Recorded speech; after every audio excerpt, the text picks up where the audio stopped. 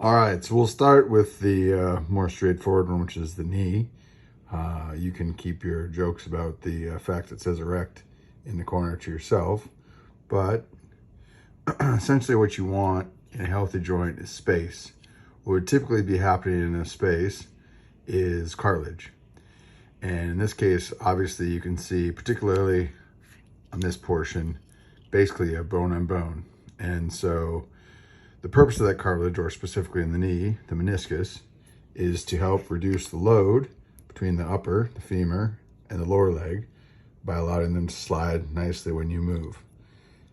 Here you can see obviously that there is a whole lot of gunk, which is not good, which means not only is there bone grind on grind, there's a bunch of gunk in there that's getting caught up in there and making life not super pleasant.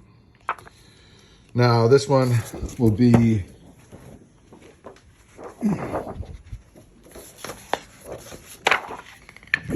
a far more redneck explanation. Okay. So basically, I think I have this turned around. Oh, I don't. So what you want in a healthy spine is you want these big white cushions between the vertebrae, right? So here you see black, here you see all black, here you see a good bit of black. That's a problem. Second problem is you want a nice bit of alignment, but you can already see as we get into the lower portion, we're getting significant disalignment, which is not good. And so basically the idea is you need to come in, think about it kind of like building a house, so to speak, right? So you're gonna drill into this, and then put a pin between them, not in the spinal cord, on the outside where my thumb is. It's hard to video and show really well.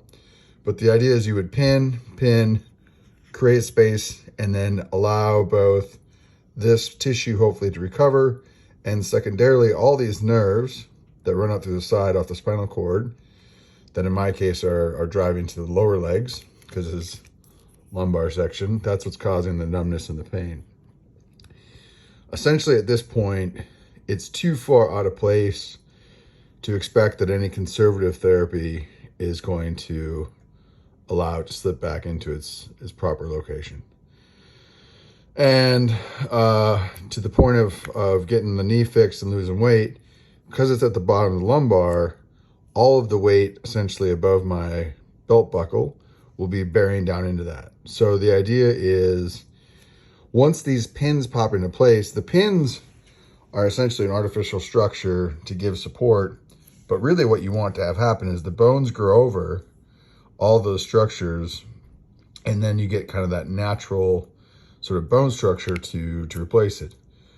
But during that healing, the more load that's on those bones, A, the longer the healing happens, and B, you risk that the healing won't happen well, and you may have to do another procedure or have a bad outcome. So basically the primary issue is the super black, because Black Lives Matter, but in this case, black is bad.